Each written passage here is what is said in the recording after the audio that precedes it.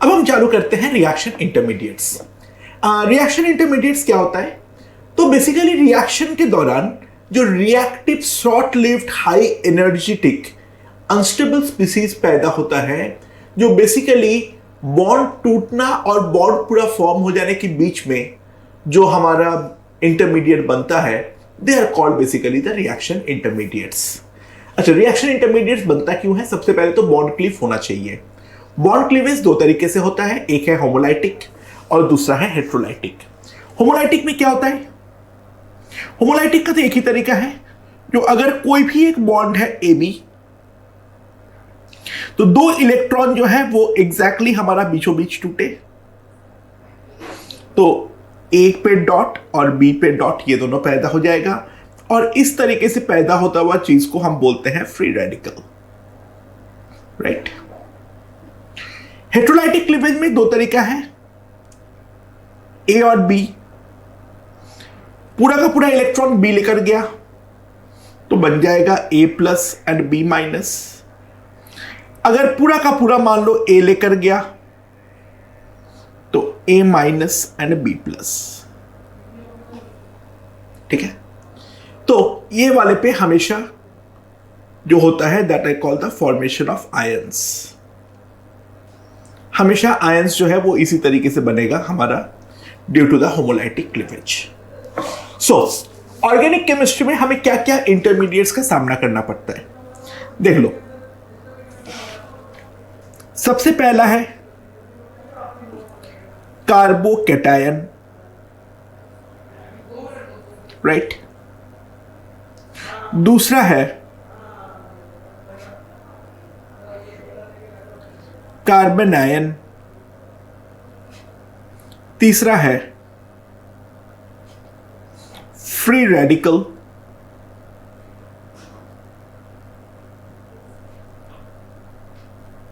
चौथा है कार्बीन। पांचवा है बेंजाइन एंड छठा है नाइट्रीन।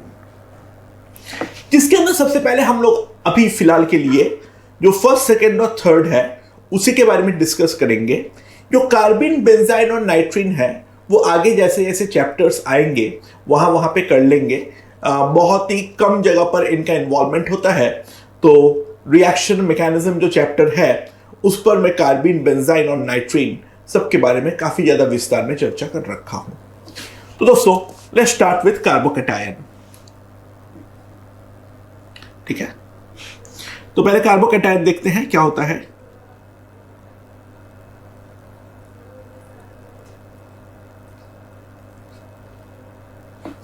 A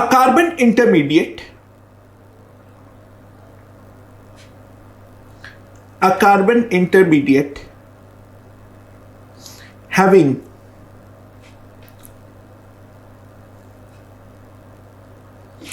positive charge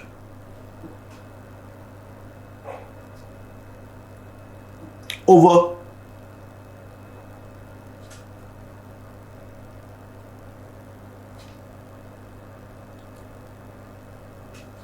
carbon atom, ठीक है, right. A carbon intermediate that has a positive charge over the carbon atom is called the carbocation. तो मोस्ट सिंपल जो कार्बोकैटायन है, एग्जाम्पल दैट इज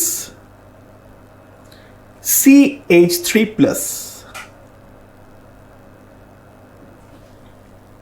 ठीक है। क्योंकि कार्बन पर प्लस चार्ज है, कार्बोकैटायंस आर ऑलवेज, सॉरी थोड़ा गलत इंग्लिश लिख दिया था। Carbocation always have a vacant orbital,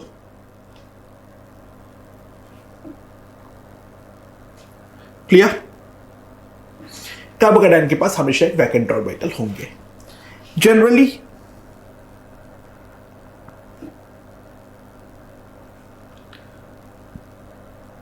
they are sp2 or sp hybridized. Generally, they are sp2 or sp hybridized. Okay. Now, अच्छा, incomplete octet.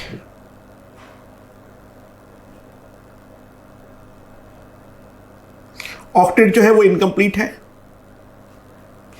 So electron deficient.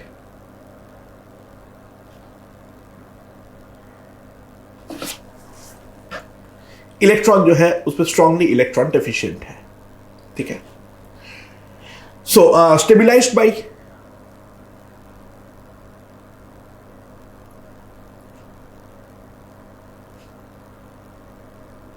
all the electron donating effect, that is plus I,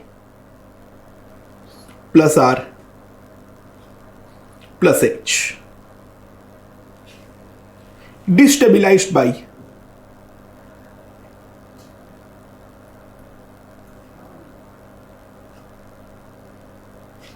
minus I and minus R. तो plus आई और plus are और hyper conjugation से ये stabilise होगा, और minus आई और minus are से जो है वो हमारा ये डिस्टेबिलाइज होने वाला है. तो दोस्तों, सबसे पहले मैं एक स्टेबिलिटी ऑर्डर लिखवाऊंगा. अच्छा, ये स्टेबिलिटी ऑर्डर में एक्चुअल में देखा जाए तो बहुत ज्यादा सही तो मैं इसको नहीं बोलूंगा. थोड़े बहुत डेटाज में थोड़े बहुत एक्सेप्शंस हमारे पास होने वाले हैं, बट फिर भी एक जेनरिक स्टेबिलिटी ऑर्डर जो है वो हमें यहां पर पता होना चाहिए. ठीक है. तो एक जेनरिक स्टेबिलिटी ऑर्डर मैं जो लिस्ट करूंगा वो देख लो. ठीक है. अच्छा, मैं रीजन आउट बाद में करूंगा. सबसे पहले मैं ऑर्डर को लिख लो यहां पर मेरे साथ साथ. सबसे ऊपर है ये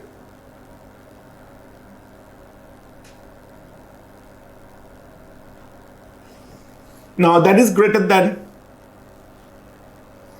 troponium, the aromatic species. That is greater than or equal to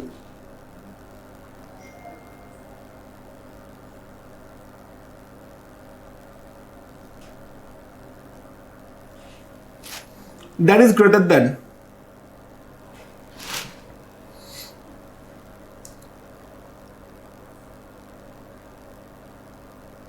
aromatic, that is greater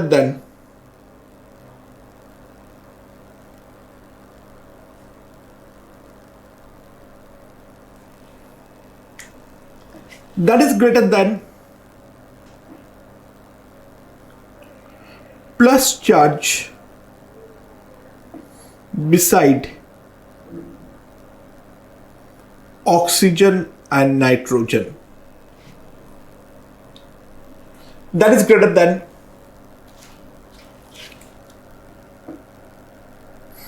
benzylic.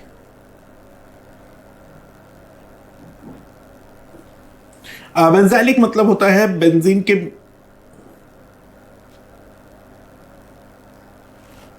यहां पर प्लस चार्ज. बेंजीन के जस्ट एक कार्बन छोड़ के अगर प्लस चार्ज हो तो that is greater then allylic.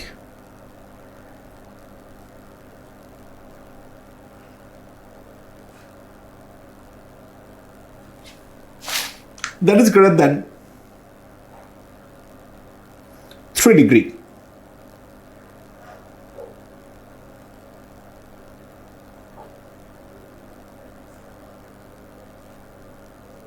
That is greater than 2 degree.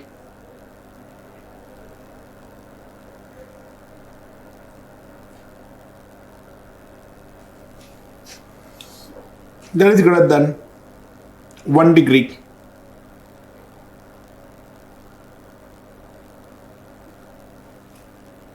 That is greater than CH3 plus,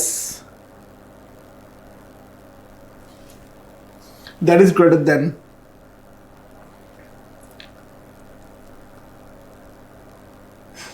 vinylic. What is mean by vinylic वो देख लो, CH2 double bond CH plus, यानी डबल बॉन्ड पे ही plus, that is greater than phenylic benzene ring पर ही plus, that is greater than triple bond पे plus.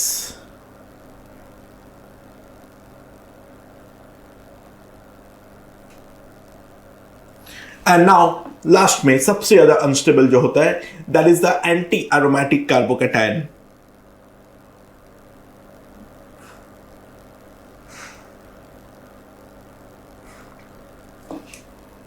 ठीक है, so this is the general stability order जो हमें यहां पर पता होना चाहिए। ओके, अब एक चीज ध्यान दो, सबसे पहले 3 डिग्री एंड अबव जो भी है उन सबको हम बोलते हैं स्टेबल कार्बोकैटायन।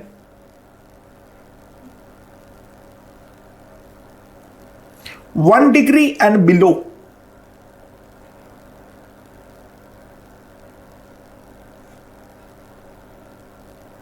उसको हम बोलेंगे अनस्टेबल कार्बोकैटायन।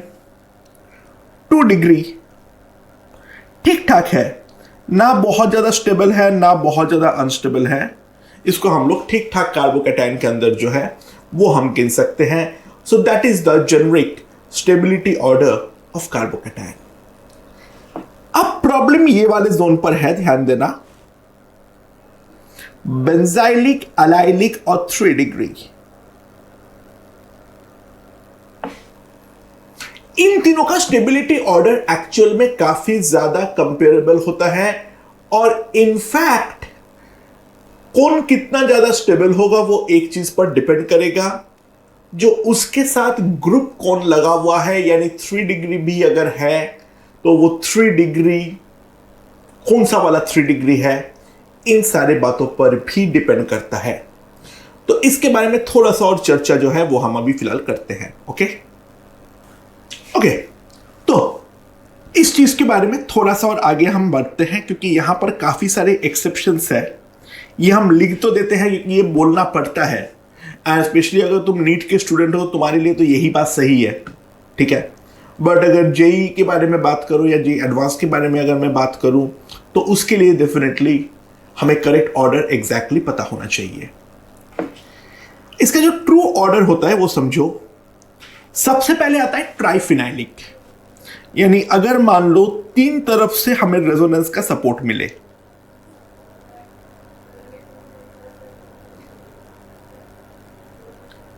ठीक है, अगर 3 अलग अलग तरफ से रेजोनेंस का सपोर्ट है तो ये सबसे ज्यादा हमारा स्टेबल है, बात खत्म। अच्छा, 2 फिनाइलिक भी हमारा काफी ज्यादा ऊपर होता है, यानी अगर केवल 2 बेंजीन रिंग भी लगा हुआ है तो भी ये काफी ज्यादा ऊपर रहता है।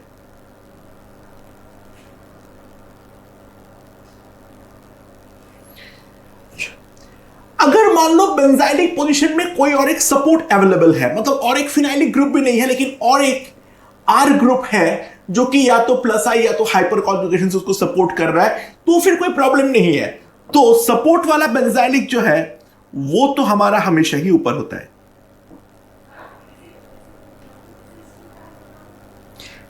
लेकिन अगर मान लो बेंजीन पे CH2 है केवल और केवल, ठीक है, बेंजीन पे CH2 प्लस है, यार उसका स्टेबिलिटी तो काफी ज्यादा कम होता है, क्योंकि है तो वो अल्टीमेटली 1 डिग्री कार्बोकैटायन, ठीक है। सो एक्चुअली उसके बाद होता है हमारे पास अलाइलिक, थोड़ा सा सपोर्ट वाला।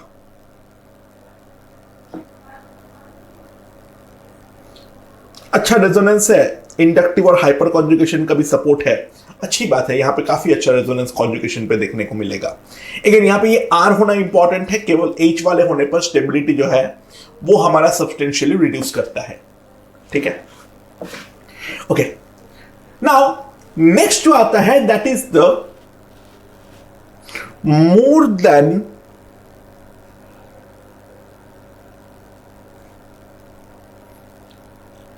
5 alpha H containing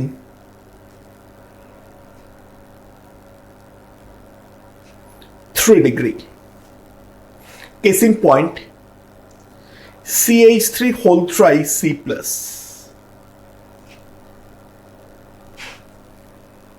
ठीक है, more than 5 alpha hydrogen containing 3 degree. ये ज्यादा स्टेबल है as compare to normal benzylic. Benzene पे CH2 पे प्लस.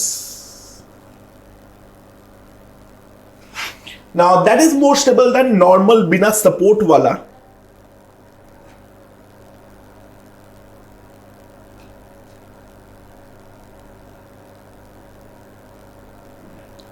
अलाइलिक. बिना सपोर्ट के अलाइलिक, उसकी बात आएगा. एंड ये हमारा ज्यादा स्टेबल होता है as compare to less then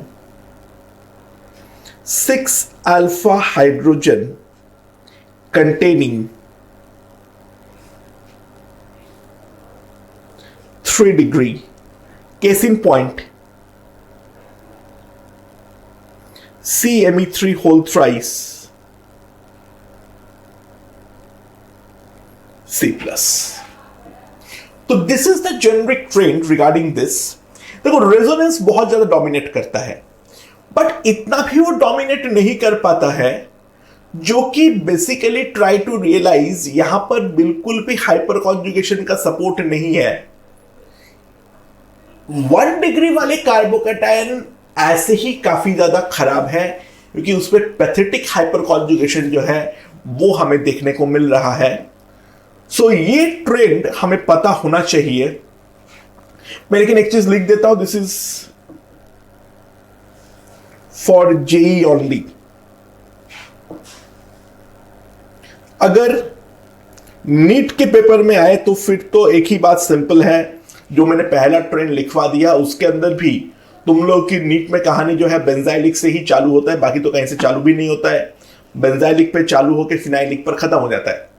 ठीक है, बाकी एंटी एरोमेटिक वगैरह भी वहां पे बातचीत नहीं होती है. एरोमेटिक के बारे में बातचीत नहीं होती है नीट में, बिल्कुल भी इंपॉर्टेंट नहीं है. बट इनके बीच का जो आपस का कंपैरिजन है वो हमें थोड़ा बहुत पता होना चाहिए. अच्छा, बाय द वे, क्या क्या चीज सेल्फ एक्सप्लेनेटरी है. This is tropylium, this is aromatic. ये एरोमेटिक तो है लेकिन यार रिंग स्ट्रेंथ थोड़ा ज्यादा है तो वो उतना ज्यादा स्टेबल नहीं होता है. ये तो सेल्फ एक्सप्लेनेटरी है. बेंजाइलिक में अच्छा रेजोनेंस, अलाइलिक में भी रेजोनेंस, 3 डिग्री में इंडक्टिव और हाइपर कॉन्जुगेशन का अच्छा खासा सपोर्ट, 2 डिग्री में सपोर्ट थोड़ा कम हुआ, 1 डिग्री में थोड़ा और कम हुआ. CH3 प्लस बिल्कुल भी हाइपर कॉन्जुगेशन का सपोर्ट नहीं है. इनफैक्ट CH3 प्लस और विनाइलिक का स्टेबिलिटी एक जैसा ही होता है. Vinylic carbocation is pathetic. Reason, यहां पर कोई रेजोनेंस नहीं है, सीधा का सीधा डबल बॉन्ड का -I जो है वो हमारा लग रहा है. फिनाइलिक में वही -I है लेकिन अब यहां पे नंबर ऑफ डबल बॉन्ड्स ज्यादा है. फिर ट्रिपल बॉन्ड वाला, ट्रिपल बॉन्ड का और भयानक -I. एंड आखिरी में जो है हमारे पास ये एंटी एरोमेटिक स्पीसीज है. ओके,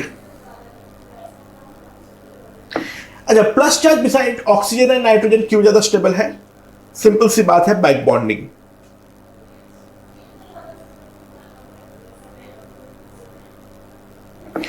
कार्बन का वैकेंट ऑर्बिटल पे ऑक्सीजन जो है अपना या नाइट्रोजन जो है अपना लोन पेयर डोनेट करेगा. एक चीज देख लो, फॉर एग्जांपल CH2 प्लस और यहां पर OH. कार्बन के पास वैकेंट ऑर्बिटल, ऑक्सीजन के पास लोन पेयर, यहां पर ये बैक डोनेशन हो गया तो इस कारण पे ये काफी ज्यादा स्टेबल है.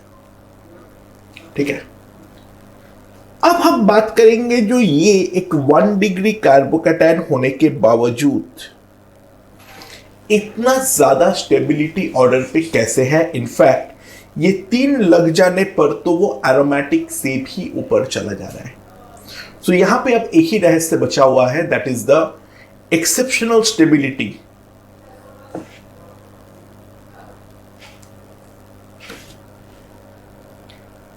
एक्सेप्शनल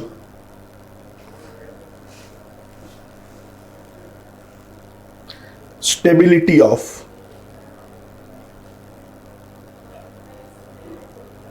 मैं एक के लिए दिखा दे रहा हूं, बाकी 3 लगने पर वो उतना अच्छा क्यों है वो अपने आप समझ में आ जाएगा। देखो समझो क्या है,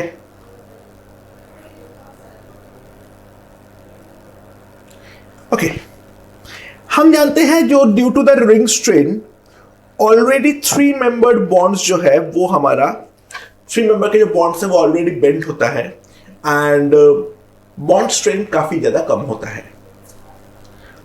सो CH2 प्लस यहां पर अपने तरफ इलेक्ट्रॉन को पुल करता है और ये इलेक्ट्रॉन को जैसे ही पुल करता है व्हाट हैपेंस इज ये जो कार्बन कार्बन बॉन्ड है या फिर राइट पे जो कार्बन कार्बन बॉन्ड है ये वाला बॉन्ड इसके वैकेंट ऑर्बिटल पे होता है डोनेट, और डोनेट जैसे ही करेगा तो यहां पर डबल बॉन्ड बन जाएगा और यहां पर बन जाएगा प्लस, और राइट जैसे कि हमारा लेफ्ट साइड में हुआ था एग्जैक्टली वैसे ही राइट साइड में हुआ, sorry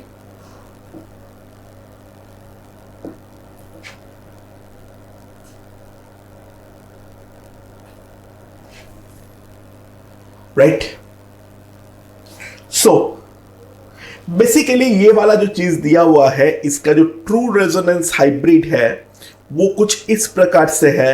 this is the skeletal structure, यहां पर डॉटेड बॉन्ड, यहां पर डॉटेड बॉन्ड, यहां पर dotted bond, delta plus, delta plus, delta plus. Now this phenomena is called dancing resonance.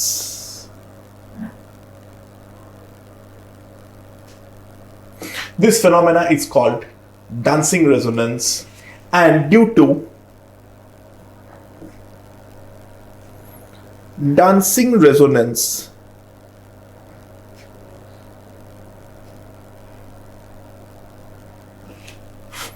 charge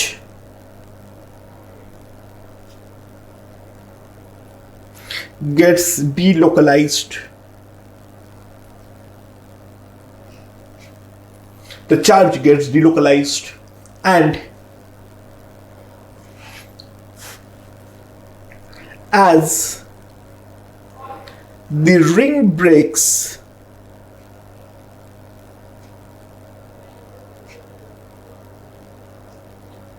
high release of ring strain. Due to dancing resonance, charge gets delocalized and as the ring breaks, we get high release of ring strain. ठीक है? So, that's why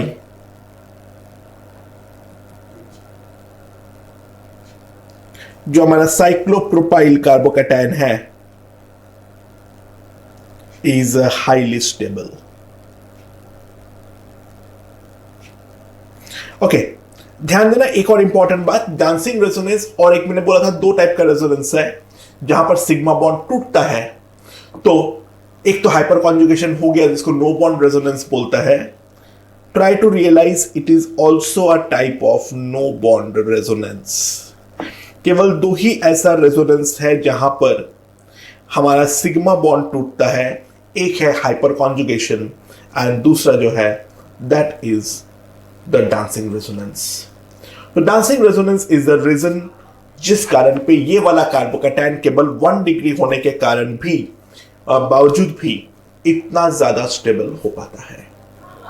तो carbocation के stability के बारे में basic बातें हमने कर लिए हैं। अच्छा ध्यान देना,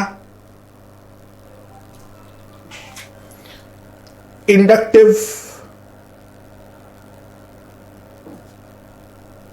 versus mesomeric,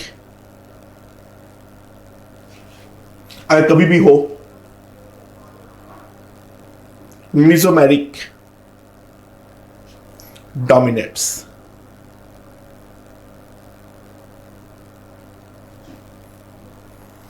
and inductive versus hyper conjugation dominates, right. Okay, तो बेसिक जो स्टेबिलिटी है उसके बारे में हमने बात की ली है। अब कार्बोकेटाइन के लिए सबसे ज्यादा इंपॉर्टेंट चीज पर आते हैं, that is called the rearrangement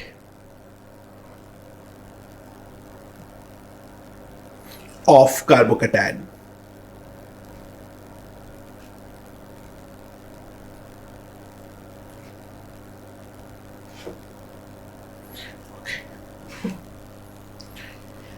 carbocation always try to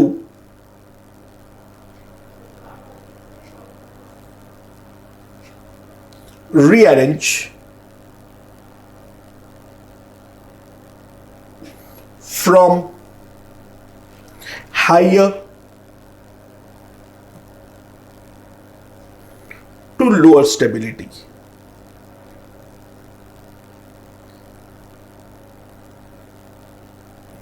carbocation always try to rearrange from higher to lower stability. Sorry, क्या लिख दिया, sorry, from lower to higher stability. और इस कारण पे क्या क्या मेथड होता है वो देख लो। पहला है हाइड्राइड शिफ्ट, दूसरा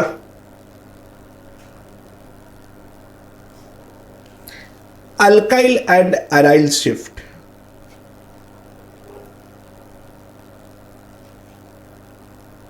तीसरा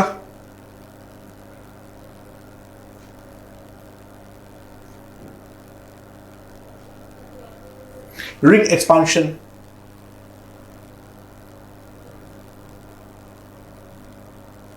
आखिरी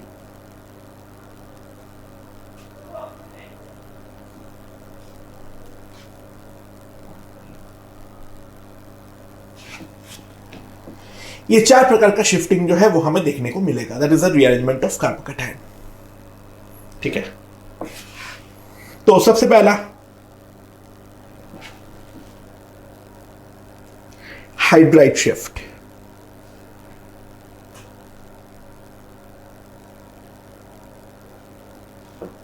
what is mean bye hydride? H minus.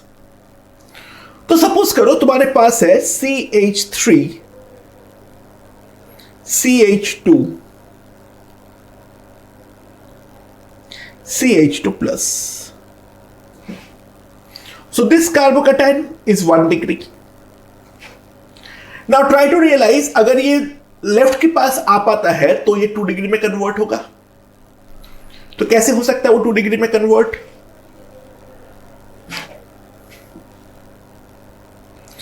जो कार्बन हाइड्रोजन बॉन्ड है, दैट कार्बन हाइड्रोजन बॉन्ड का जो सिग्मा इलेक्ट्रॉन डेंसिटी है, the sigma electron density gets transferred to this carbon. यानी इफेक्टिवली हम बोल सकते हैं ये वाले कार्बन से इलेक्ट्रॉन छीन के ये वाला हाइड्रोजन पहले H माइनस में कन्वर्ट हुआ और ये माइनस जाके जो पहला चार्ज है, जो पहले से जो पॉजिटिव चार्ज है उस पर जाके अटैक कर दिया, तो बन गया CH3 CH plus CH3। This is called 2 degree. तो दो टाइप का हाइड्राइड शिफ्ट हमें देखने को मिलेगा, दैट इज 1 डिग्री, एंड दूसरा वाला जो है वो हमारा है 2 डिग्री। ठीक है, सो इस तरीके से कोई भी शिफ्टिंग पॉसिबल है। देखो, let's see, CH3 CH3 CH2 plus.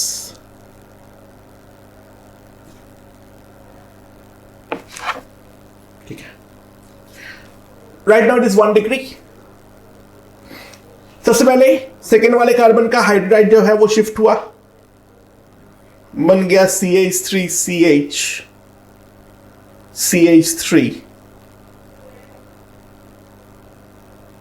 CH plus, ये बन गया 2 डिग्री। और फिर हाइड्रोजन जो है वो यहां पर शिफ्ट हो गया, तो CH3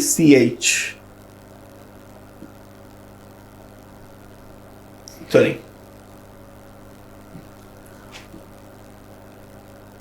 अब यहां पर प्लस आ जाएगा CH2 CH3, this is 3 degree. बस, ठीक है, इसके बाद और कोई फर्दर ट्रांसफर पॉसिबल नहीं है। कभी भी वो हायर से लोअर स्टेबिलिटी या फिर इक्वल स्टेबिलिटी पर नहीं जाएगा। यानी ध्यान देना, hydride shift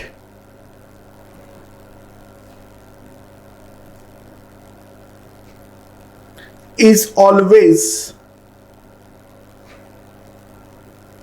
1 to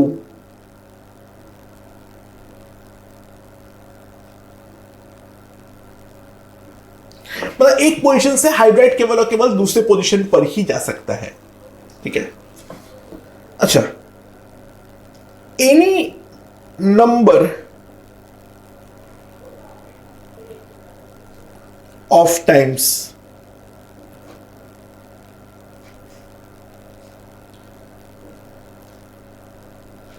hydride shift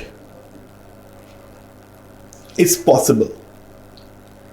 hydride shift जो है वो हमारा कितने बार भी हो सकता है, उसके ऊपर हमारा कोई लेना देना जो है वो हमारा नहीं है।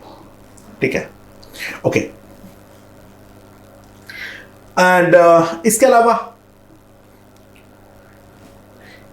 Always from lower to higher stability,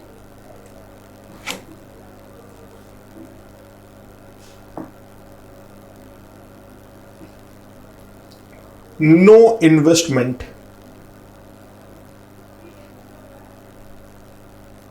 policy. आगे जाके फायदा होगा उस बात से कोई फर्क नहीं पड़ता है। कोई भी रीअरेंजमेंट केवल तभी होगा अगर एग्जैक्टली उसी स्टेप में फायदा हो रहा हो, तो वरना वो किसी भी हालत पर नहीं जाने वाला है। सेम हमारा एनर्जी लेवल है, मतलब सेम जो स्टेबिलिटी है वहां पर भी शिफ्ट नहीं होगा। 1 डिग्री से दूसरा 1 डिग्री पे नहीं जाएगा, 2 डिग्री से दूसरा 2 डिग्री पे नहीं जाएगा, 3 डिग्री से दूसरा 3 डिग्री पे नहीं जाएगा। सब्सटेंशियल एनर्जी का बेनिफिट हो केवल तभी हमें वो रीअरेंजमेंट करना है। आगे जाके फायदा होने से कोई फर्क नहीं पड़ता है।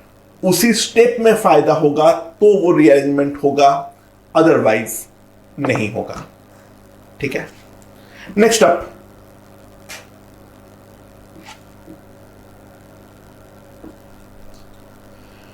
Alkyl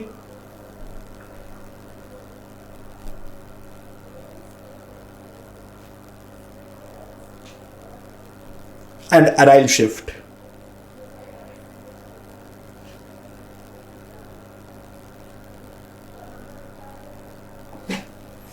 Alkyl and aryl shift. So alkyl और aryl shift में क्या होता है? मान लो हमारे पास है CH3C CH3,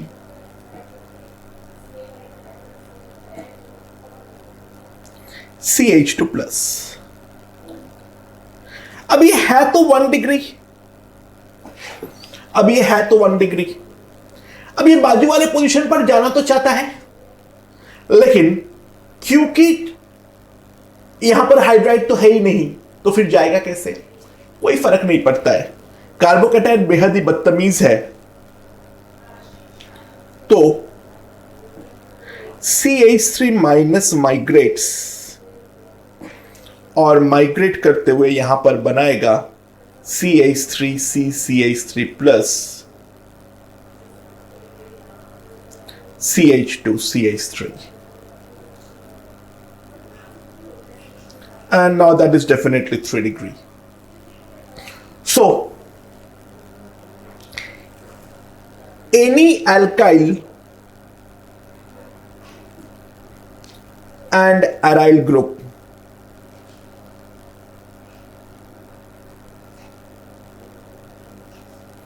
can get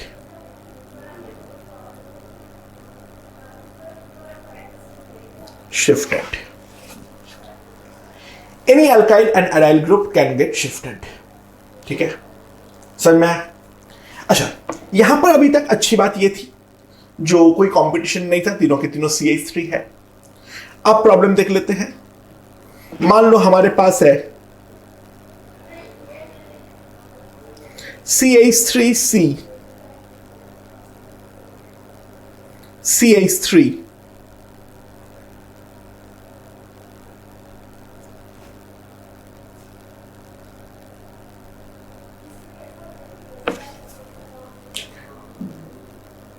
ना। सवाल यह है CH3 minus versus ET minus,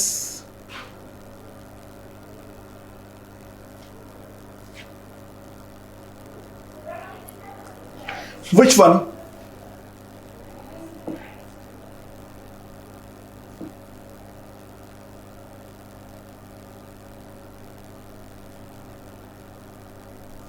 दोनों में कौन माइग्रेट करेगा? CH3 माइनस और ET माइनस, इन दोनों में से सबसे पहले कौन माइग्रेट करेगा? जवाब बहुत सिंपल होता है, more electron rich group will migrate.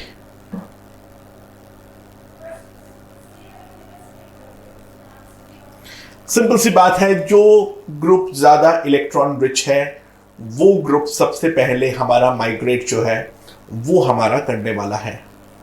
ठीक है, मतलब यहां पर कौन है? यहां पर CH3 का प्लस आई लगेगा, तो ऑब्वियस सी बात है ये वाले अगर मैं दोनों कार्बन पे चेक करूं तो ये वाले कार्बन पर अगर डेल्टा माइनस है तो ये वाले कार्बन पर डेल्टा माइनस माइनस होगा। तो सिंपल सी बात है, ethyl migration, this will migrate first. तो क्या होगा यहां पर? ये हम लोग का यहां पर माइग्रेट करेगा और माइग्रेट करके क्या बनेगा? CH3C CH3 C पे plus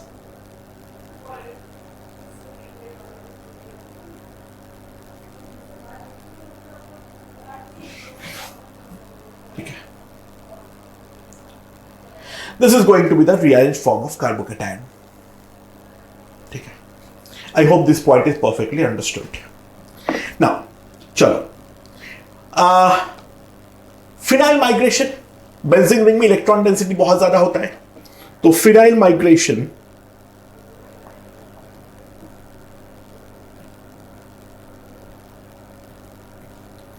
is highly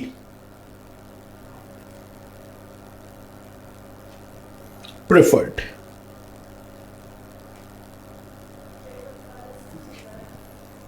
phenyl migration is highly preferred, मतलब क्या है?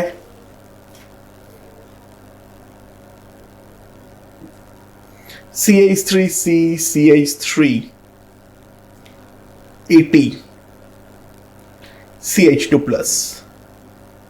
Right now it is at 1 degree. तो पहले कौन सा माइग्रेट करेगा? Phenyl will migrate.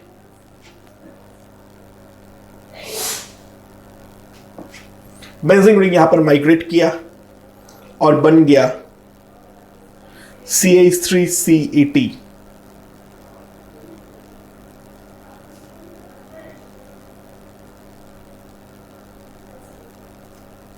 इसमें अक्सर गलती है, यहां पे करके छोड़ मत देना.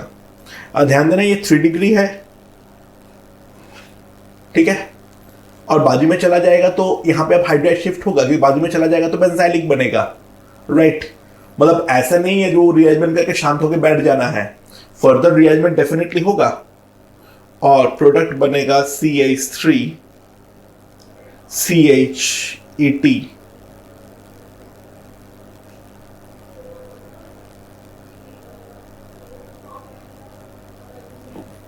This is benzylic.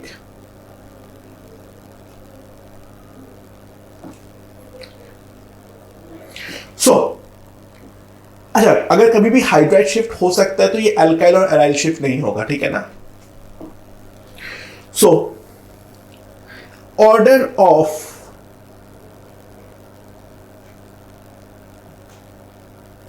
Migration,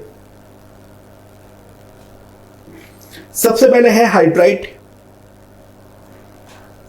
that is more than phenyl, that is more than ethyl, that is more than methyl.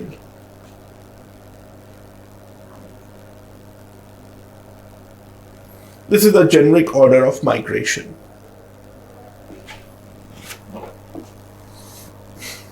ठीक है, I hope this is perfectly understood. Is it absolutely clear or not? Right. Okay. Now, next, ring expansion.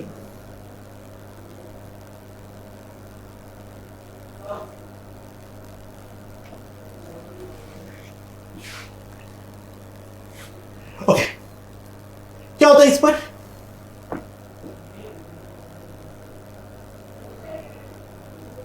Ring expands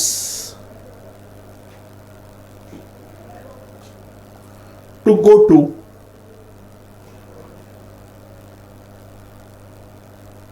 higher stability.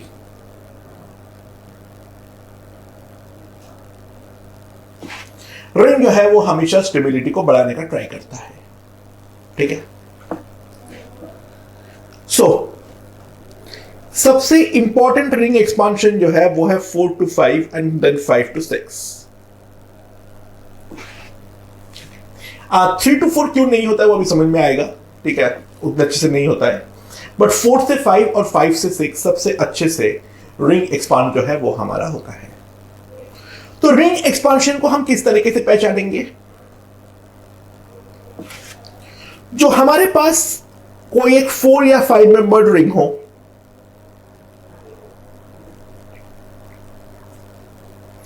और ring पे एक carbon छोड़ के plus charge है, ठीक है. So what happens is, now यहां पर कार्बन के पास ऑब्वियस सी बात है एक वैकेंट ऑर्बिटल, तो ये प्लस के रेस्पेक्ट में जो अल्फा और कोई एक बीटा पोजीशन जो है, that alpha beta sigma bond breaks, और ये सिग्मा बॉन्ड का इलेक्ट्रॉन डेंसिटी यहां पर जंप मारेगा,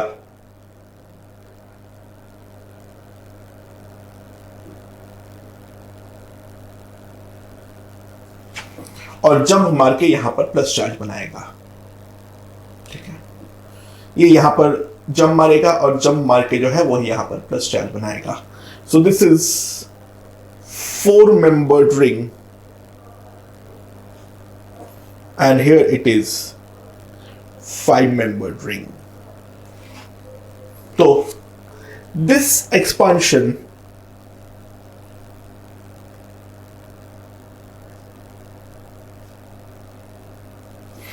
is favorable due to the release of ring strain.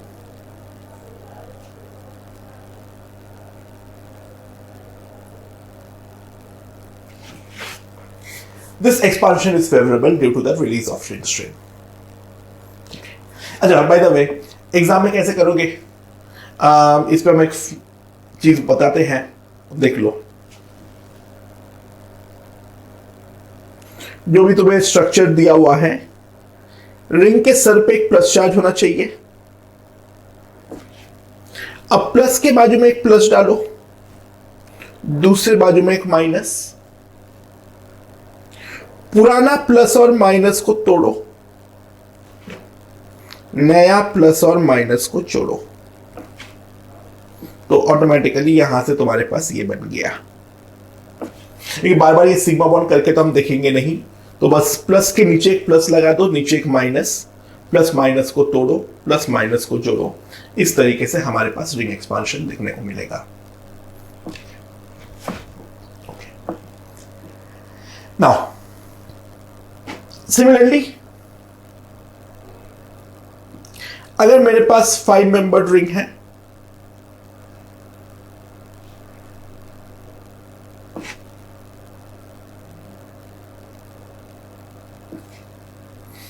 वो 5 मेंबर्ड रिंग यहां पर कन्वर्ट हो जाएगा 6 मेंबर्ड रिंग पे।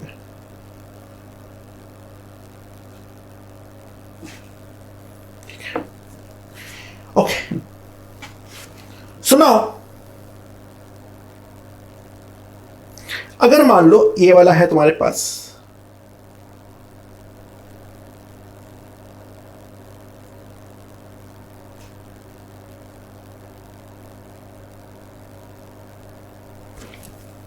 अब क्या होगा? कुछ नहीं, जैसे नॉर्मल होता है, यानी यहां पे बाजू में प्लस दो, यहां पर माइनस, प्लस और माइनस को तोड़ो, प्लस और माइनस को जोड़ो, तो क्या बन जाएगा? यहां पे हमारे पास 6 मेंबर्ड रिंग बन गया। ये वाले कार्बन पर हमारे पास 2 डंडा है, और उसके जो बाजू वाला कार्बन है उस पर एक यहां पर प्लस है। So now the methyl migrates की जगह, यहां पे रुक मत जाना, ये 2 डिग्री है, बाजू में जा सकते तो 3 डिग्री बनेगा, तो ऑब्वियस सी बात है मिथाइल माइग्रेशन होगा। मिथाइल शिफ्ट्स,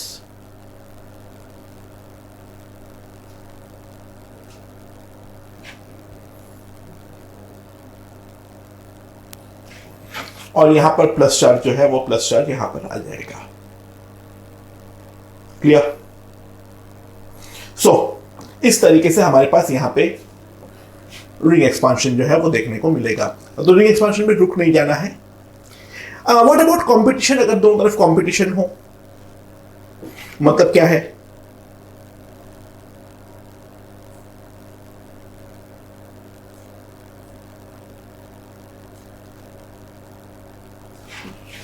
यह है। अब क्या होगा? फंडा बहुत सिंपल है। The more electron rich site will migrate. Obviously बात है, ये वाले CH3 का प्लस आई के कारण यहां पर जो हमारा डेल्टा माइनस का एक्युमुलेशन होगा वो ज्यादा होगा, यहां पर डेल्टा माइनस का एक्युमुलेशन कम होगा, तो ये वाला साइड जो है वो हमारा माइग्रेट करेगा। The more electron rich group will migrate. बात खत्म। So simply what will happen is, हमारे पास यहां पर बन जाएगा 6 मेंबर्ड रिंग। नाउ तो ये वाले कार्बन पे तो कुछ नहीं है, जो कार्बन में एक डंडा होगा, जो वाले कार्बन पे एक डंडा होगा वो ये वाला कार्बन है, उसके बाजू वाले कार्बन पर प्लस होगा। नाउ ये ऑब्वियसली दूसरे यहां पर माइग्रेट करेगा। मैंने कुछ गड़बड़ किया हूं, सॉरी। ये वाला कार्बन यहां पर अटैक किया है, तो यहां पर हमारे पास प्लस आएगा, तो plus will be here, no further rearrangement will be possible. तो यहां पर भी simple funda, more electron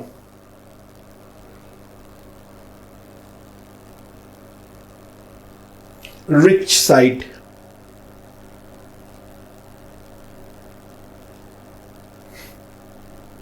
will migrate. the more electron rich side will migrate. Okay, next up, ये वाला एग्जांपल देखते हैं.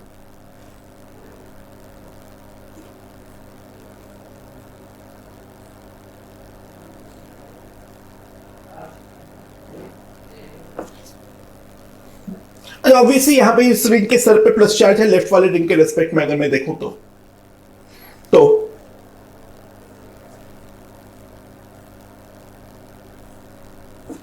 प्लस और माइनस को तोड़ो, प्लस और माइनस को जोड़ो,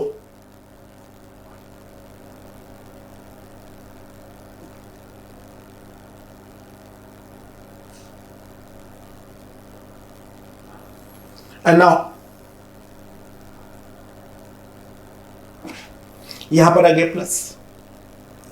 नाउ ट्राई टू रियलाइज, यहां पर जाके गलती से रुक मत जाना, क्योंकि राइट वाले 4 मेंबर रिंग पे अब बेसिकली एक ही कार्बन छोड़ के प्लस है, तो अब राइट वाला रिंग जो है वो डेफिनेटली हमारा एक्सपांड जो है वो करने वाला है.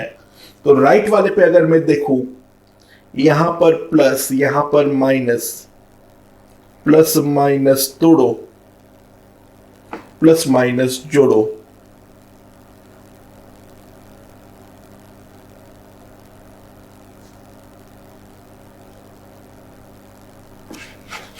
so this is the final rearrangement form. So this is a case of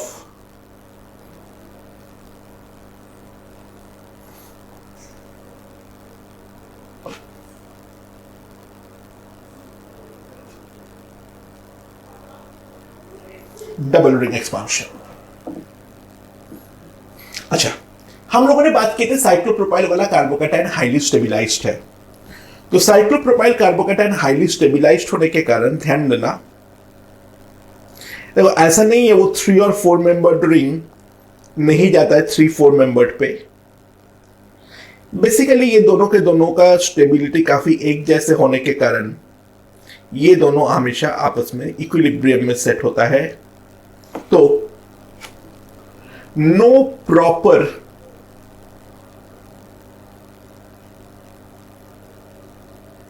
ring expansion of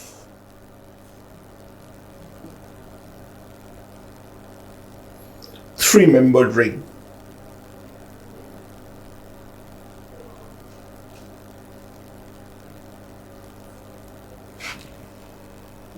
So the last method regarding this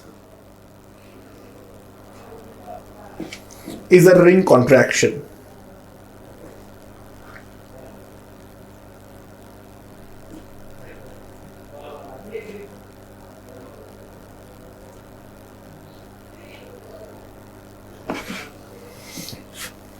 Higher rings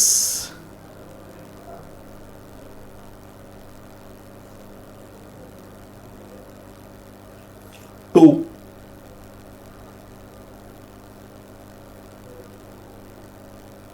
smaller rings.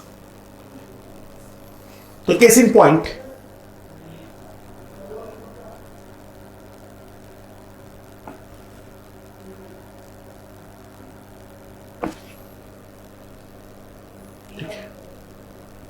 सो यहां पर क्या होता है, बेसिकली यहां पे जो ये वाला सिग्मा बॉन्ड है, ये सिग्मा बॉन्ड यहां का वैकेंट ऑर्बिटल पर डोनेट करता है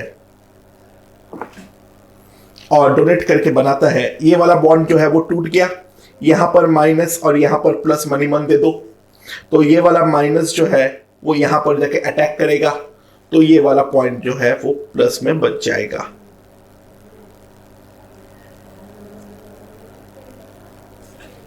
अरे यहां पे रुक मत जाना, ये 1 डिग्री है, ये तुरंत जो है ये हमारा 3 डिग्री में कन्वर्ट हो गया.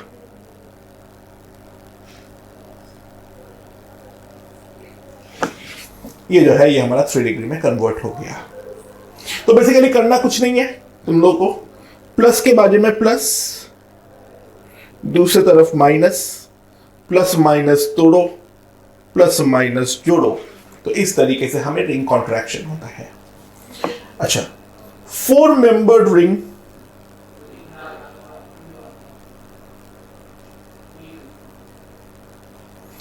also gets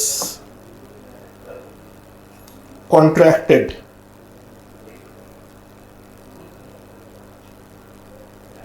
by certain amount.